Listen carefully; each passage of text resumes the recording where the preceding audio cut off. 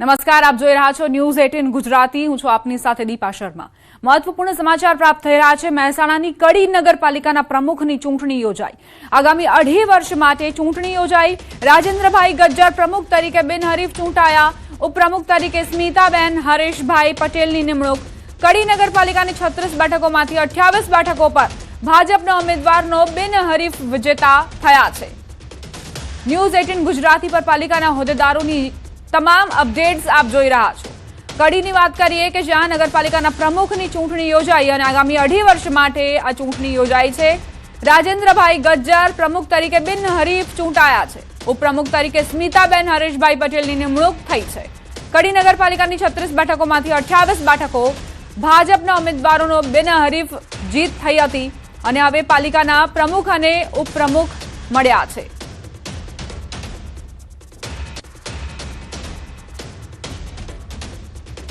આગળ વધીએ હવે અને વાત કરીએ પાટણની. સિદ્ધપુર નગરપાલિકાના નવા પ્રમુખ તરીકે રણજીતસિંહ સોલંકીની વરણી કરાઈ છે. ઉપપ્રમુખ તરીકે પ્રમોદભાઈ પટેલની વરણી કરાઈ. કુલ 36 સીટોમાંથી ભાજપને 26 સીટો પર વિજય થયો હતો. વોર્ડ નંબર 1માં ભાજપના મેન્ડેટથી રણજીતસિંહ સોલંકી જીત્યા હતા. વોર્ડ નંબર 7માં ભાજપના મેન્ડેટથી પ્રમોદભાઈ પટેલને જીત મળી હતી. ઓબીસી સીટ હોવાના કારણે રણજીતસિંહ સોલંકીને નવા પ્રમુખ તરીકે વરણી કરવામાં આવી છે.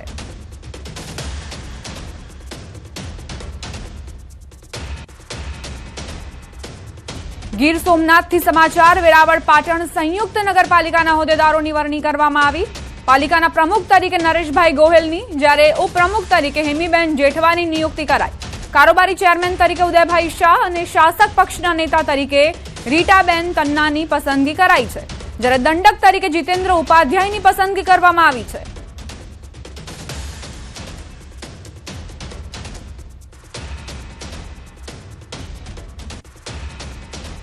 ગીર સોમનાથથી જ સમાચાર. સૂત્રાપાડા નગરપાલિકા પ્રમુખ ઉપપ્રમુખની વરણી કરાઈ. પ્રમુખ તરીકે મનીષાબેન બારડની નિયુક્તિ, ઉપપ્રમુખ તરીકે વજુબેન પંપાણીયાને જવાબદારી આપવામાં આવી છે.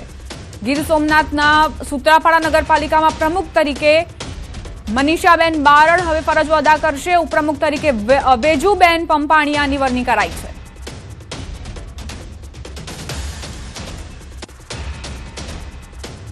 વાત હવે સુરતની બારડોલી નગરપાલિકાની, જ્યાં પ્રથમ 2.5 વર્ષ માટે પ્રમુખ પદે નીલમબેન વ્યાસને પસંદ કરાયા છે. ઉપપ્રમુખ પદે મિનેશભાઈ પટેલ, કારોબારી અધ્યક્ષ પદે જેનિશ ભંડારી, શાસક પક્ષના નેતા તરીકે અમરસિંહ સોલંકી, તો દંડક તરીકે ડોક્ટર ભાવિન ચૌધરીને મેન્ડેટ આપવામાં આવ્યો છે. પક્ષ દ્વારા મેન્ડેટ અપાયા બાદ પ્રાંત અધિકારીની હાજરીમાં પ્રમુખ ઉપપ્રમુખની ચૂંટણી પ્રક્રિયા કરવામાં આવી.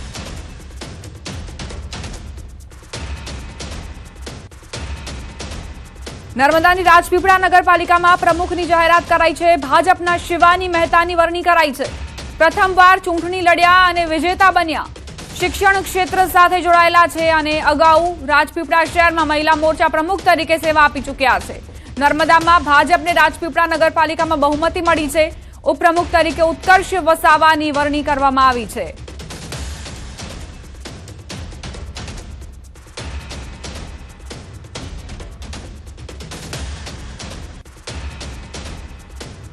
સાબરકાંઠાની ઈડર નગરપાલિકાની વાત કરવી છે. હવે નગરપાલિકા પ્રમુખ ઉપપ્રમુખની વરણી થઈ ચૂકી છે. ઈડર પાલિકા પ્રમુખ પદે અનસુયાબેન પટેલને નિયુક્ત કરાયા છે. ઉપપ્રમુખ પદે વિનોદભાઈ પરમારની જાહેરાત. કારોબારી અધ્યક્ષ તરીકે જીનલ સગરના નામની જાહેરાત કરાઈ છે.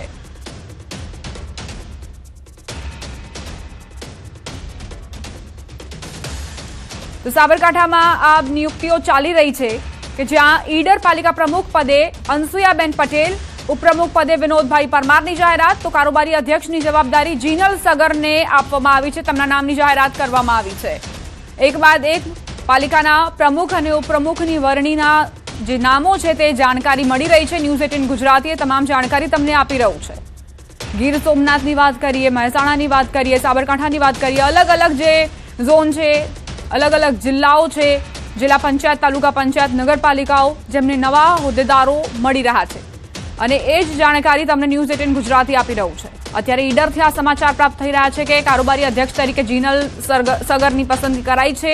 પાલિકા પ્રમુખ પદે અનસુયાબેનને જવાબદારી આપવામાં આવી છે. ઉપપ્રમુખ પદે વિનોદભાઈ પરમારના નામની જાહેરાત કરાઈ છે. હવે વાત સાબરકાંઠાના હિંમતનગરની નગરપાલિકાના નવા પ્રમુખ અને ઉપપ્રમુખની વરણી થઈ ચૂકી છે. સામાન્ય ચૂંટણીમાં ભાજપે એકતરફી વિજય મેળવ્યો હતો. ભાજપે ઓબીસી અનામત બેઠક માટે અરુણાબેન કડિયાને પ્રમુખ પદે જાહેર કર્યા. ઉપપ્રમુખ પદે ગોપાલસિંહ રાઠોડ અને કારોબારી ચેરમેન પદે રાહુલ પટેલની વરણી કરાઈ છે. શાસક પક્ષના નેતા તરીકે શશિકાંત સોલંકી અને દંડક તરીકે રાજેન્દ્ર શર્માની નિમણૂક કરાઈ છે. ભાજપે હિંમતનગર નગરપાલિકાના પ્રમુખ સહિત મહત્વના 5 પદાધિકારીઓની વરણી માટે મેન્ડેટ જાહેર કર્યા હતા.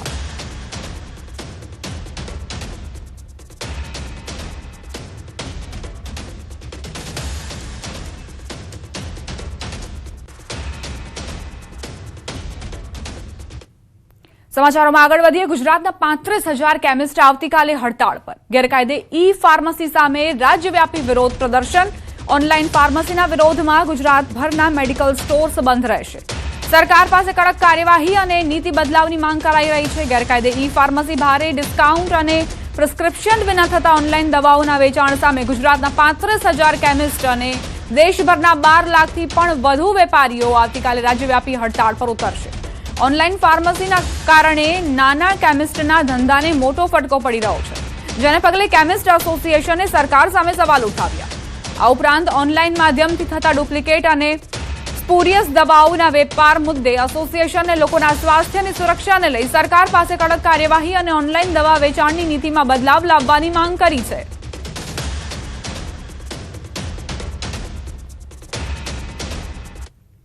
છોટાઉદેપુરથી ગોંડલ જતી બસના ડ્રાઈવર નશાની હાલતમાં હોવાનો વિડીયો સોશિયલ મીડિયામાં વાયરલ થઈ રહ્યો છે. મુસાફરોની ડ્રાઈવર પર શંકા જતા બસને પાવી જેતપુર ખાતે રોકાવવામાં આવી હતી. ઘટનાથી ગભરાયેલા તમામ મુસાફરો બસમાં નીચે ઉતરી ગયા હતા. ત્યારબાદ રોષે ભરાયેલા મુસાફરોએ ડ્રાઈવરને પાવી જેતપુર પોલીસના હવાલે કર્યો હતો. વાયરલ વિડીયોમાં ડ્રાઈવર પોતે બિયર પીધું હોવાની કબૂલાત કરી રહ્યો છે.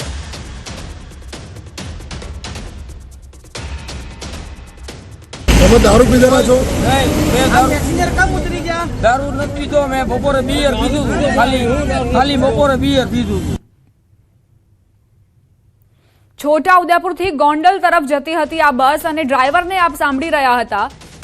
તેણે પોતે સ્વીકાર્યું છે કે મેં દારૂ તો નથી પીધું, પરંતુ બિયરનું સેવન તેણે કર્યું છે. સવાલ અહીં એ થઈ રહ્યો છે કે ડ્રાઈવરને શું જાણકારી નથી કે તેને બસ હંકારવાની છે? આટલા બધા મુસાફરો તેમાં સવાર હશે, તેમના જીવ સાથે જોખમ, તેમના જીવ સાથે રમત રમી રહ્યો છે. છોટાઉદેપુરથી ગોંડલ ખાતે આ બસ જતી હતી. નશાની હાલતમાં ડ્રાઈવર આ બસ હંકારી રહ્યો હતો. મુસાફરોના જીવ જોખમમાં મૂક્યા છે અને ત્યારબાદ બસના ડ્રાઈવરને જરા પણ પોતાની કરતૂતને લઈને પસ્તાવો નથી. તો બે અલગ અલગ દ્રશ્યો આપ જોઈ રહ્યા છો. કઈ રીતે એસટી બસનો ડ્રાઈવર નશામાં ધૂત હતો, બીજી તરફ એસટી કર્મચારીઓની દાદાગીરી પણ આપ જુઓ કે જ્યાં મુસાફરો અહીં ફરિયાદ લઈને પહોંચ્યા હતા, પરંતુ એસટી કર્મીઓ દાદાગીરી કરતા જોવા મળ્યા હતા. તેમણે કહ્યું કે થાય તે કરી લેજે. આ પ્રકારનું વર્તન વડોદરામાં મુસાફરો સાથે કરવામાં આવ્યું અને આ એસટીના કર્મચારીઓને જાણે એવું લાગે છે કે તેઓ એસટીના માલિક બનીને બેઠા છે. તેઓ અહીં કર્મચારી નથી, તેઓ મુસાફરો સાથે મન ફાવે તેમ વર્તન કરી શકે છે. બે અલગ અલગ દ્રશ્યો છે, પરંતુ કઈ રીતે એસટીના કર્મચારીઓ બેફામ બન્યા છે તેનો પુરાવો આપી રહ્યા છે. સુરત શહેરમાં ચોમાસા પહેલા કરવામાં આવતી પ્રી મોન્સૂન કામગીરીને લઈને પ્રશાસન સામે સવાલ ઉઠ્યા છે. અનેક સોસાયટીમાં ખુલ્લા હોલ, બિસ્માર રસ્તાઓ તેમજ વૃક્ષોની ટ્રીમિંગ જેવી કામગીરી હજુ સુધી પૂર્ણ નથી કરવામાં આવી. ચોમાસાને હવે ગણતરીના દિવસો બાકી હોવા છતાં એક બાજુ મેટ્રોની કામગીરીના કારણે લોકો પહેલાથી જ હેરાન પરેશાન છે, બીજી તરફ રસ્તા પરના ખાડાના કારણે લોકોને અવરજવરમાં મુશ્કેલી પડી રહી છે.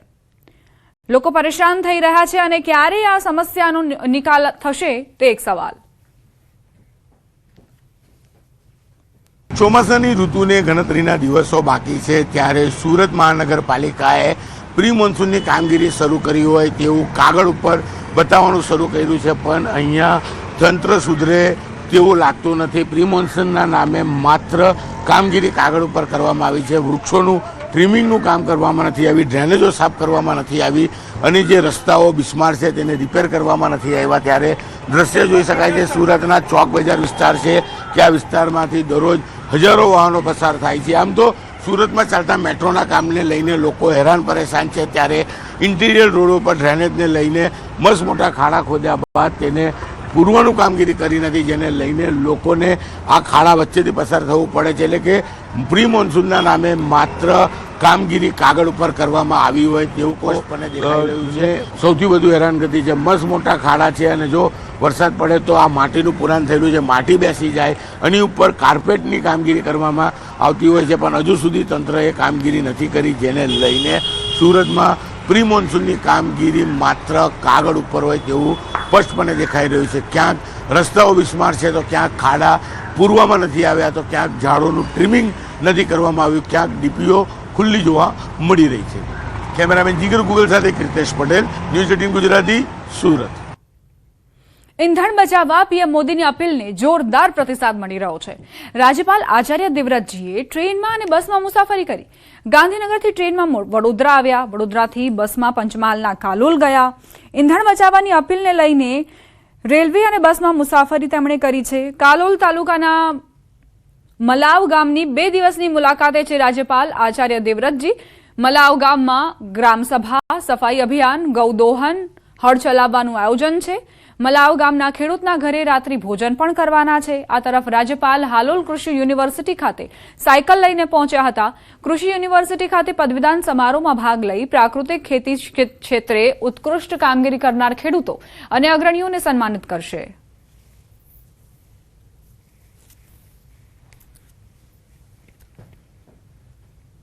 સુરેન્દ્રનગરથી સમાચાર. ધ્રાંગધ્રા તાલુકાના કોંઢ ગામે ખેડૂતોએ ખાનગી કંપની દ્વારા વીજપોલ નાખવાની કામગીરીનો વિરોધ કર્યો. ખાનગી પાવર ગ્રીડ કંપની દ્વારા ખેતરોમાં વીજપોલ નાખવાની કામગીરી શરૂ કરી તે પહેલા જ ખેડૂતોએ ઉગ્ર વિરોધ કર્યો. ખેતર તરફ જવાના રસ્તા પર વાહનો મૂકી વિરોધ કરતા પોલીસને બોલાવવાની ફરજ પડી. પાવર ગ્રીડ કંપની દ્વારા વીજપોલ નાખવાની કામગીરી દરમિયાન આડેધડ ખોદકામ કરી ખેડૂતોના ખેતરમાં નુકસાન પહોંચાડી પૂરતું વળતર નહીં આપતા હોવાનો આક્ષેપ છે. ધ્રાંગધ્રા ડીવાયએસપી જેડી પુરોહિત સહિતની ટીમે સ્થળ પર પહોંચી વિરોધ કરી રહેલા ખેડૂતોને સમજાવવાના પ્રયાસ હાથ ધર્યા.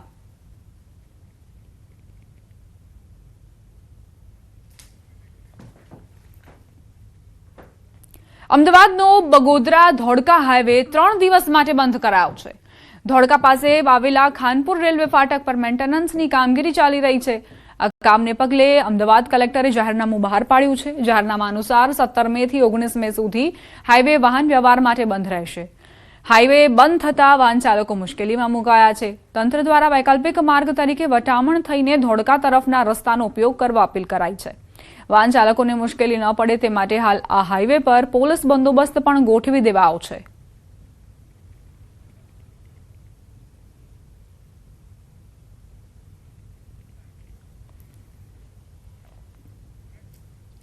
ક્રિકેટ લેજેન્ડ સચિન તેંડુલકર અમદાવાદની મુલાકાતે છે.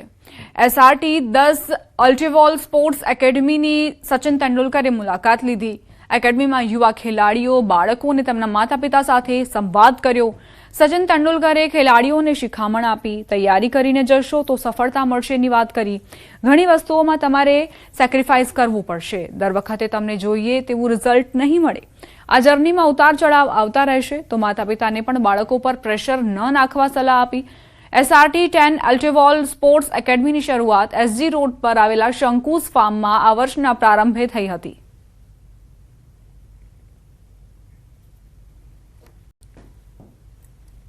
यहाँ पे पेरेंट्स को भी बताया है कि बच्चों को प्रेशराइज मत करना, बच्चों को फ्रीडम देना और एनकरेजमेंट देना कि उतार चढ़ाव तो ये होता है गेम में, फेलियर्स कभी ना कभी तो आते रहेंगे, सक्सेस भी आएगा. Don't get carried away with success.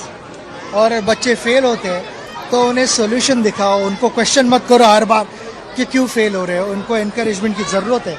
मैं अहमदाबाद को और गुजरात को एक बहुत बढ़िया चीज़ देना है और मेरे हिसाब से आई एम बायस कि इतना प्राइवेट एकेडमी में इतना अच्छा कैंपस पूरे गुजरात में नहीं होगा मेरे ख्याल से.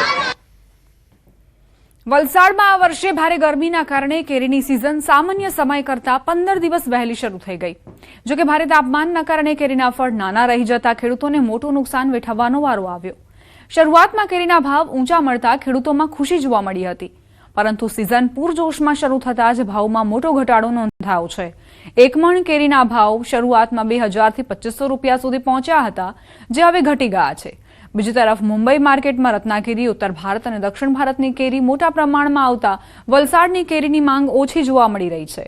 કેરીનો ભરાવો થતા વેપારીઓ પણ હવે ઊંચા ભાવ આપવા તૈયાર નથી, જેના કારણે ખેડૂતોને નુકસાન સાથે કેરી વેચવાની ફરજ પડી રહી છે. શરૂઆતમાં 1000 રૂપિયા 1200 રૂપિયા હતા એમ કેવું કેનિંગના, અત્યારે તો આજે 700 રૂપિયા કહે છે. અમારે તો હવે નુકસાન જ છે. હવે ઠીક છે, 1200-1500 રૂપિયા ભાવ રહેશે એમ હતું, પણ હવે બહુ ડાઉન થઈ ગયા, 700 પર આવી ગયો અને કાલે તો આવતીકાલે તો એનાથી બહુ ઓછા થઈ જશે. તો નુકસાન તો છે જ ખેડૂતને, તો પણ શું કરું. આ વર્ષે ભરાવો જલ્દી થઈ ગયો. રત્નાગીરી બોમ્બેની માર્કેટમાં રત્નાગીરી સાઉથની કેરી અને આપણી કેરી બધી સાથે થઈ જવાના કારણે ટેબલ ફૂડની અંદર આપણે ત્યાંથી જે કેરી જાય છે એનો ભાવ સ્ટાર્ટિંગમાં 2000ની આજુબાજુ હતો મણનો, એ અત્યારે 1000-1200 પર આવી ગયા છે અને એ પણ સારી ક્વોલિટીની કેરી વેચાય છે. જો મીડિયમ દાણો હોય, ગરમીના કારણે ફળ મોટું જોઈએ એટલું થતું નથી અત્યારે અને મીડિયમ ફળ જ તૈયાર થઈ ગયું, તો એના કારણે કેરીનો રેટ જે આવવું જોઈએ મળી શકતો નથી. હું મુંબઈ મલાડથી અહીંયા વલસાડમાં કેરી લેવા આવ્યો છું અને હર વર્ષે અમે આવીએ છીએ અને અઠવાડિયા પહેલાં આવ્યા હતા અમે, ત્યારે 1800થી 2000 રૂપિયા ભાવ હતો હાફૂસનો. અત્યારે ભાવ ઓછો થઈ ગયો છે, 1500, 1400, 1500 મણના ભાવ થઈ ગયો છે અને એનું કારણ છે કે ગરમી સખત પડવા લાગી અને માલનો ભરાવો થયો કે ગરમીના હિસાબે પાકમાં જલ્દી આવી ગઈ કેરી. 1200-1300 રૂપિયા મણ 20 કિલોના. ખેડૂતને બહુ નુકસાન જાય છે આ ભાવમાં. ન ઉતારે તો બી નુકસાન જાય, ઉતારે તો બી નુકસાન જાય. ઉતારે તો ઓછા પૈસા આવે ને ન ઉતારે તો માલનો બગાડો થાય, એને લીધે ભાવમાં ગિરાવટ આવી છે. રોકાઈશું એક બ્રેક માટે. આપ જોતા રહો ન્યૂઝ 18 ગુજરાતી. મહેસાણાની વિસનગર નગરપાલિકામાં પ્રમુખ ઉપપ્રમુખની ચૂંટણી થઈ છે. પ્રમુખ પદે આશાબેન પટેલની વરણી કરવામાં આવી છે. ઉપપ્રમુખ પદે મહેન્દ્ર ઠાકોરને પસંદ કરવામાં આવ્યા છે. વિસનગર નગરપાલિકાના નવા પ્રમુખ અને ઉપપ્રમુખની જાહેરાત કરવામાં આવી છે. પ્રમુખ પદે આશાબેન પટેલની પસંદગી, તો ઉપપ્રમુખ પદે મહેન્દ્ર ઠાકોરની વરણી કરવામાં આવી છે.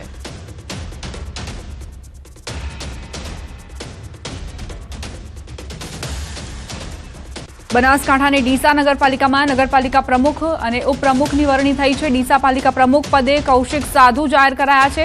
ઉપપ્રમુખ પદે પલ્લવીબેન જોશીની વરણી થઈ છે. પાલિકાના શાસક પક્ષના નેતા તરીકે શૈલેષ રાયગોરને જવાબદારી, પાલિકાના કારોબારી ચેરમેન તરીકે પરેશકુમાર લીંબુવાડા જાહેર કરાયા છે. પાલિકાના દંડક તરીકે કિરણ રણજીત કુમાર ઠાકોરની નિમણૂક કરવામાં આવી છે. તમામ જે મહત્વના હોદ્દાઓ છે તેની જાહેરાત કરવામાં આવી છે. પ્રમુખ, ઉપપ્રમુખ, પાલિકાના કારોબારી ચેરમેન, પાલિકાના દંડક અને તમામ જે હોદ્દેદારો છે તેમનું સ્વાગત પણ કરવામાં આવ્યું ફૂલહાર પહેરીને. અને એક બાદ એક નામોની જાહેરાત થતાં જ સમર્થકોમાં ભારે ખુશીની લહેર વ્યાપી છે.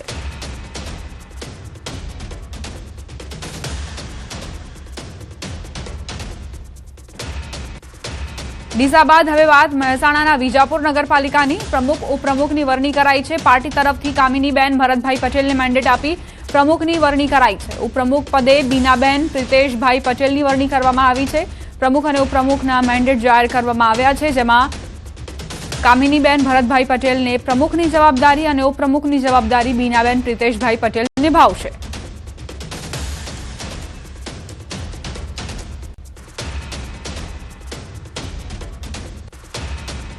તાપીની વ્યારા નગરપાલિકાના પ્રમુખ, ઉપપ્રમુખ અને કારોબારી અધ્યક્ષની નિમણૂક થઈ છે. વોર્ડ નંબર 3માંથી વિજેતા બનેલા ડોક્ટર પ્રિયા પટેલને વ્યારા નગરપાલિકાના પ્રમુખ પદે નિયુક્ત કરાયા છે. ઉપપ્રમુખ પદે અનીસ ચૌધરી અને કારોબારી અધ્યક્ષ તરીકે તેજસ પંચાલની નિમણૂક કરાઈ છે. પક્ષના નેતા તરીકે જયેશ રાઠોડ અને દંડક તરીકે 22 વર્ષીય હેતલ ભદાણેની નિમણૂક કરાઈ છે. સામાન્ય સભામાં સર્વાનુમતે ઠરાવ મંજૂર કરાયો.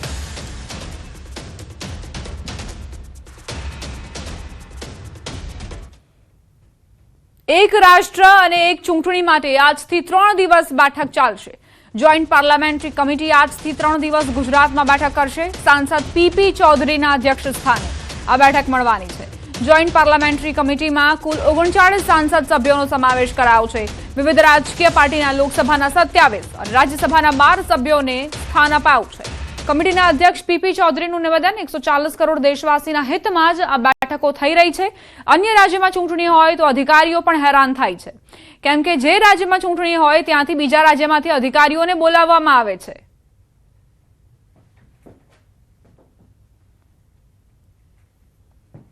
એક રાષ્ટ્ર અને એક ચૂંટણીને લઈને આજથી 3 દિવસીય બેઠક મળવાની છે। 3 દિવસ ગુજરાતમાં જેપીસી બેઠક કરશે।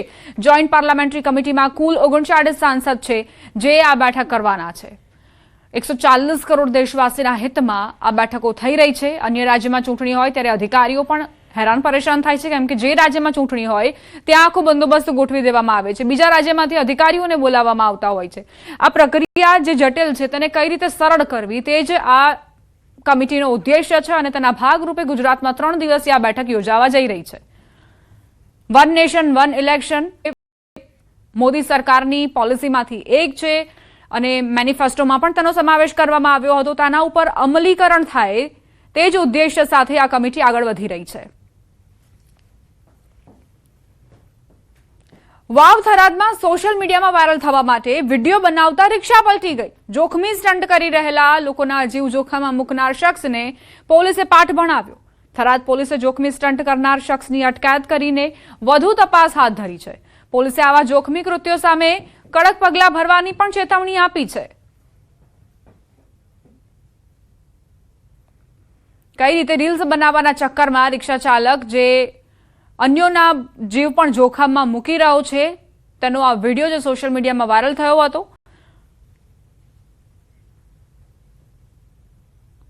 કચ્છના અંજાર પાસે રતનાલ વિસ્તારમાં 24 કલાકમાં થયેલ 3 અકસ્માતમાં 3 લોકોના મોત થયા છે, જે બાદ ભારે રોષ જોવા મળી રહ્યો છે। રતનાલ ગામના ગ્રામજનોએ નેશનલ હાઈવે પર ચક્કાજામ કરીને વિરોધ નોંધાવ્યો। હાઈવે પર ક્રોસિંગ અને સફેદ પટ્ટા અને ડિવાઈડર સહિતની ગ્રામજનોએ માંગ કરી છે।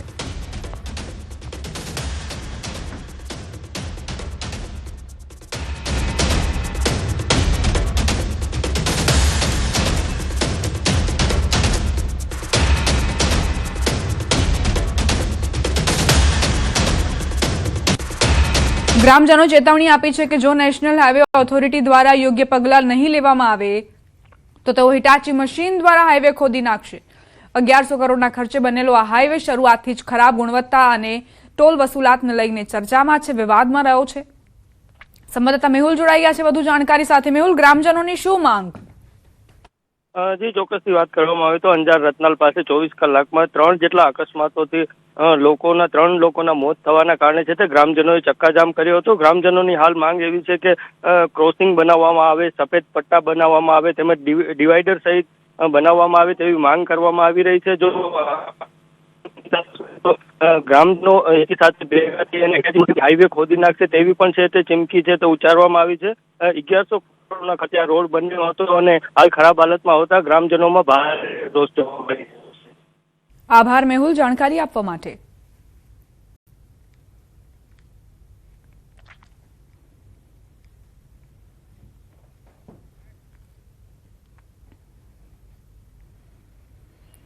હાલ પુરુષોત્તમ માસ ચાલી રહ્યો છે ત્યારે સમગ્ર ગુજરાતમાંથી મહીસાગર નદીના તટ ઉપર અનેક શ્રદ્ધાળુઓ આવતા હોય છે। આણંદ જિલ્લાના વાંસદ વિરાખાડી પાસે લોકમાતા મહીસાગર નદીનો વિશાળ કિનારો આવેલો છે। લોકો પુરુષોત્તમ અધિક માસમાં મહીસાગર નદી કિનારા પર સ્નાન કરે છે, સાથે સાથે લોકમાતા મહીસાગરનું પૂજન અર્ચન કરી ધન્યતા અનુભવે છે। મહીસાગર વિશે એવી લોકવાયકા છે કે તેનું ઉદ્ગમ સ્થાન મધ્યપ્રદેશના મીંડા ગામથી થયું। મીંડાથી લોકમાતા મહીસાગર આણંદ જિલ્લાના વાંસદ વિરાખાડી પાસેથી ધુવારણ ખંભાતના અખાતને મળે છે। સાથે સાથે મહીસાગર લગ્નની ચોરીમાં આવેલ છે, ત્યાં ભોળા શંભુના શિવલિંગની પૂજા કરી ધન્યતા અનુભવે છે।